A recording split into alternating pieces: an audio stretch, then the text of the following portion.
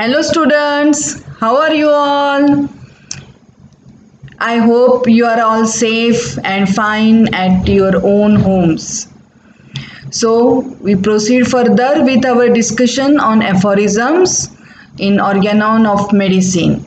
So, we are on a journey of discussion of aphorisms. Right from first aphorism, we have got to go a long way till 291 aphorisms. So, up till now, we have finished 35 aphorisms. So, we proceed further. Just before we proceed further, have a quick glance in the form of revision of the last aphorisms. So the last aphorisms we discussed, homeopathy is based on nature's law and examples of natural cures are given.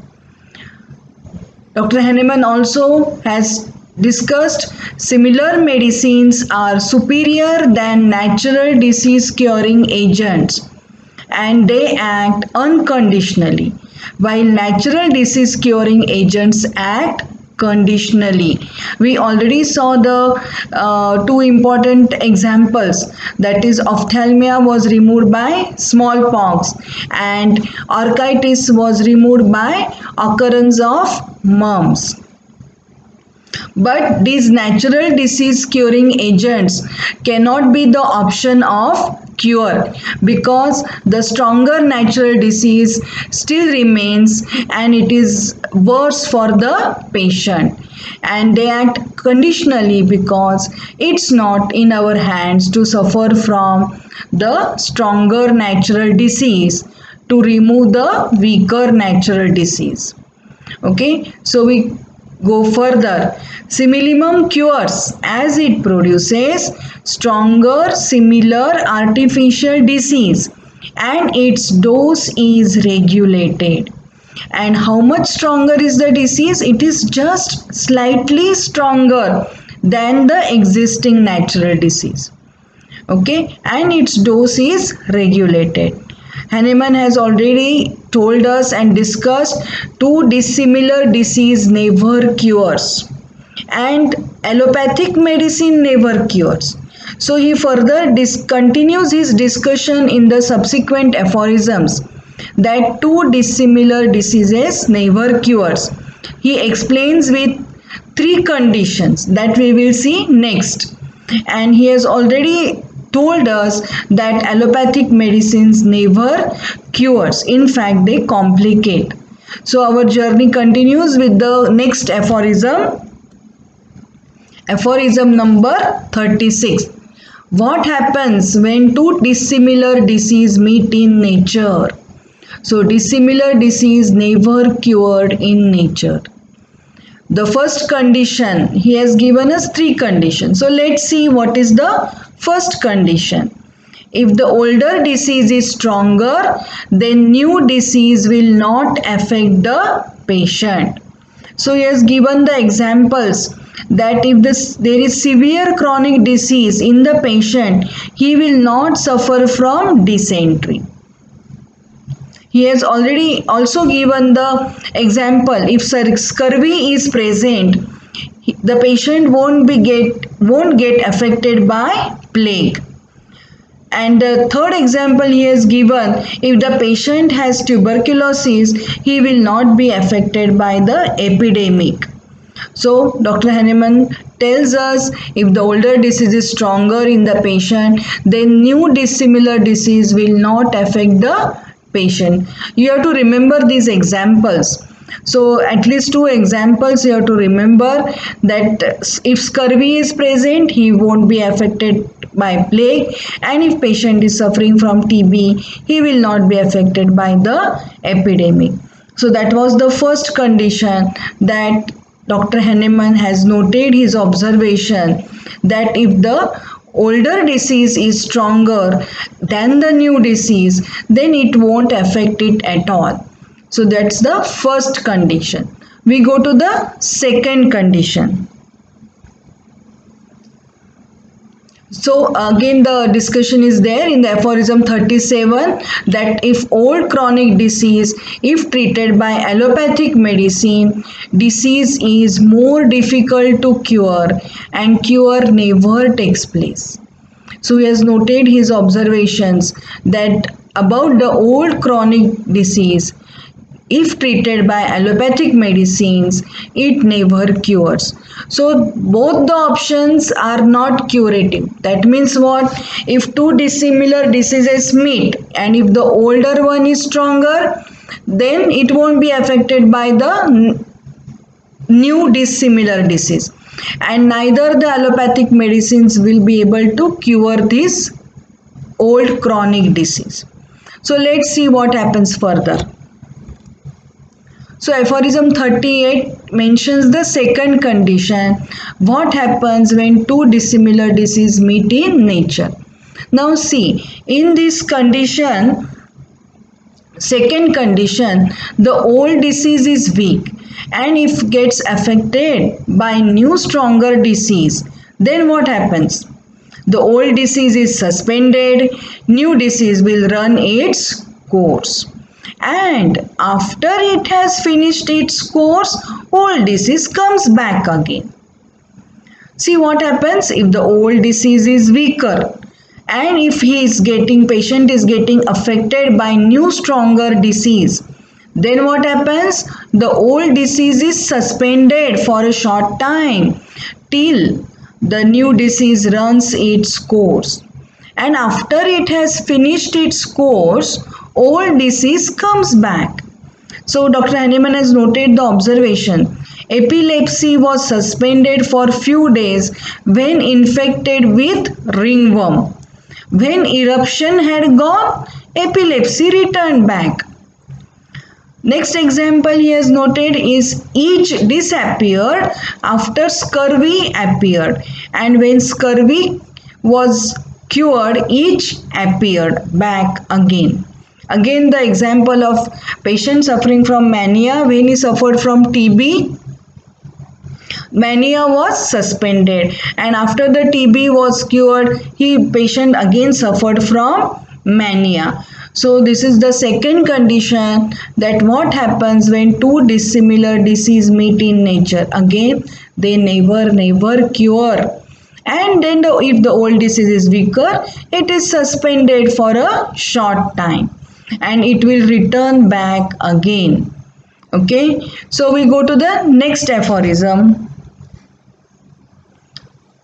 The nature never cures dissimilar disease, mentioned in the aphorism number 39. Again the same point is stressed, that the dissimilar drugs never cure. That means the allopathy never cures, antipathy also never cures. It suppresses or suspends the malady for a short time. Malady means disease. And new morbid state is added to the old one if used for a long time. That means the side effects of the allopathic medicines also takes place in the patient. So the new morbid state is added to his previous long sufferings. So Dr. Hahnemann is giving us the examples in the nature that it never cures the dissimilar diseases, and even the dissimilar drugs never cure. They either suppress or suspend the malady for a short time. And the worst part is that the side effects of these medicines are seen and a new morbid state is added to the old chronic disease. So again the patient is left to the worst condition. Okay, so we proceed further. Aphorism number 40. Again, dissimilar disease never cured in nature. So third condition is mentioned. So what happens now in third condition? See, old disease is dissimilar and new has acted after a long time and joins hands together. So the two diseases almost equal in strength now. So they join hands together. Two dissimilar diseases if chronic in nature. Example, psoriatic eruptions joins syphilitic patient. They occupy the parts of the organism which they are more adapted. They cannot be removed, cannot cure one another, and patient is more diseased. Two dissimilar diseases if acute in nature, that is example measles and smallpox, they never cure each other, and in all such conditions they form complex disease. So all such conditions they form complex disease. When the old disease is dissimilar and the new disease is also dissimilar but equal in strength, then they occupy the parts to which they will be adopted, and then they form a complex disease. So we have seen the three conditions where Dr. Hahnemann has observed what happens when two dissimilar diseases meet in nature. So just have a quick glance with the three conditions. We go back. So aphorism number 36 explains first condition. If the older is stronger, then the new disease will not affect the patient. So again it doesn't cure. Okay, the old disease is not cured at all. See the second condition, 38 aphorism. So 36 mentions the first. You have to remember the aphorism number. Okay. So aphorism number 38 gives us second condition. What is that describing? Old disease is weak, and if affected by a new stronger disease, then what happens? Old disease is suspended for a short time and new disease will run its course.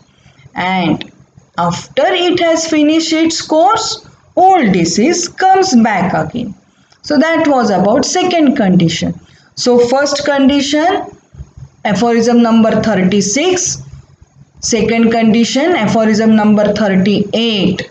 And now we proceed further with the third condition, that if the two dissimilar diseases are equal in strength, they join hands together, they occupy the parts to which they are more suited, and together they form a complex disease. So these are the observations noted by Dr. Hahnemann of the natural disease in the patients. So Hahnemann, as a man of genius, scientific bent of mind, he has derived all his concepts after pure observations and pure experience. So he is deducing all these concepts after observations. So we go to the next aphorism number 41, that the natural disease complicate each other. Of course, we are talking of the dissimilar diseases. Natural diseases complicate each other. More complications again by the treatment with current unsuitable treatment, that is about the allopathy and antipathy. Mercury, if given in large doses, causes swelling and ulceration of bones. But actually, if given in small doses, it can cure the venereal disease. Again, Dr. Hahnemann notes down his observation. So 41, he describes complex disease. Okay. So we go to the next aphorism. Again, aphorism number 42 describes about the complex disease, that in nature there can be 2 or 3 natural diseases. They do not remove nor annihilate and cannot cure. He is very clear. Dr. Hahnemann is very clearly telling us that if there are in nature 2 or 3 natural diseases, they do not remove, they do not annihilate each other, they do not cure, but they occupy the parts peculiarly appropriate to it. Again, they form a complex disease. So we go to the next aphorism. Now Hahnemann has given his observation that what happens when two similar diseases meet in nature. What happens when two similar diseases meet in nature? When new disease is stronger to the already existing natural cure takes place. Again, examples we already know that ophthalmia was removed by smallpox, or orchitis was removed by mumps. So when new disease is stronger and similar, then it will remove the older similar disease. So ophthalmia was a disease which was patient was suffering, and when patient got smallpox cured ophthalmia. So these are the examples in nature that when two similar diseases meet, cure takes place. The stronger removes the weaker. What happens? The stronger natural disease, that is smallpox, will remove the weaker natural disease, that is ophthalmia. Or if the mumps is as a stronger natural similar disease, will remove the weaker natural disease, that was orchitis. So the examples of natural cures, Dr. Hahnemann is giving us already the evidence that the stronger and similar natural disease removes the weaker similar disease. So go to the next aphorism, that is 44. Now what happens when two similar diseases meet in nature? So continuation 43 and 44. What happens? Two similar diseases. It said that, see this, how the formation of sentence is done in this aphorism. We often get confused. So two similar disease neither repel nor suspend as little. So I have put in a red. So what he is writing? Two similar disease neither repel nor suspend as little, means it is never the case. See this, how the English sentences they are constructed. Two similar diseases neither repel is very rare. Nor suspend, again it is never the case. As little means very rare, almost never. Two similar diseases don't exist beside one another, don't form double complex disease.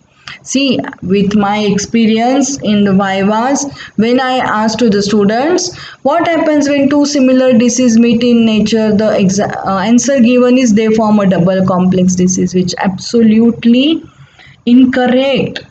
What it is? See, it is only because of the misunderstanding of the interpretation of the English sentences in the aphorism. So what Hahnemann is writing? Two similar diseases neither repel nor suspend as little, means it is never the case. And two similar diseases don't exist beside one another, and they don't form a double complex disease. So they neither repel nor suspend, they don't exist beside another, and they never form a double complex disease. So it is given as little. But what happens? Stronger similar disease will remove or cure weaker similar disease. So in so many aphorisms he is giving us the references that stronger similar disease will always remove the weaker similar disease. So shall we go to the next one? I think I have well focused on your attention on this construction of the sentence in this aphorism. Very confusing, but pay attention to this word as little, means it is never the case. So two similar disease neither repel nor suspend, and it is very rare the case that it will never be the case. The interpretation is that it will never be the case. So it will never be the case that they will neither repel nor suspend. I am repeating again and again. Please pay attention here. So they never form a double complex disease. So what happens? Stronger similar disease will remove the weaker similar disease. So we go to the next, that is aphorism number 45.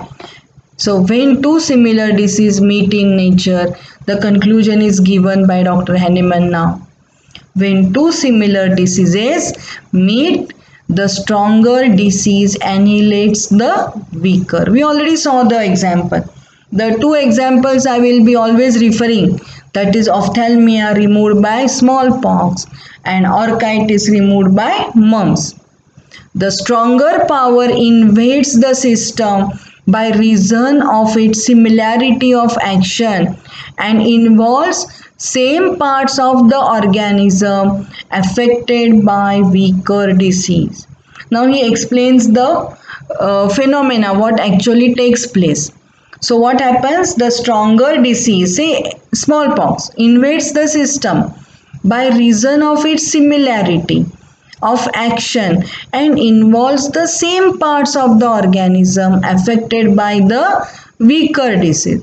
So patient was suffering from ophthalmia and smallpox is, patient gets smallpox. So it will occupy the same part, that is the eyes. This weaker disease now no longer acts on this part. So this is possessed by now the stronger similar disease.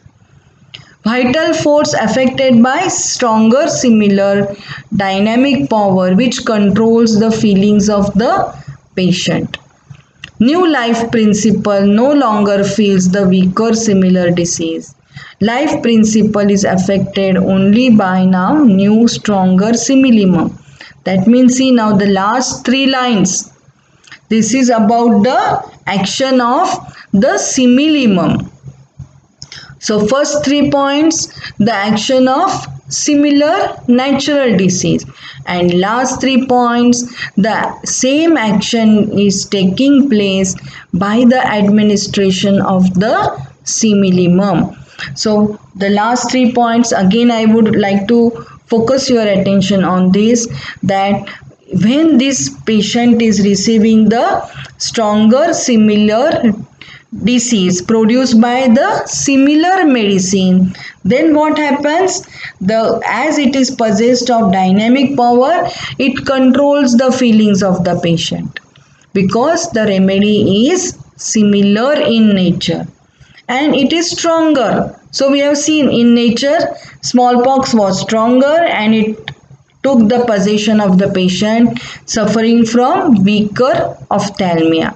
Now, similar way our homeopathic remedies act, owing to the two important qualities they possess. They are similar and stronger. Similar and stronger. Now, the life principle no longer feels the weaker similar disease. Life principle is affected only by new stronger similimum now. So it's possessed now only by the similimum, the dynamic action of similimum. Now we have already seen the disease is dynamic and it will be possessed by the dynamic action of similimum. Now how this dynamic quality is possessed by similimum is by way of potentization.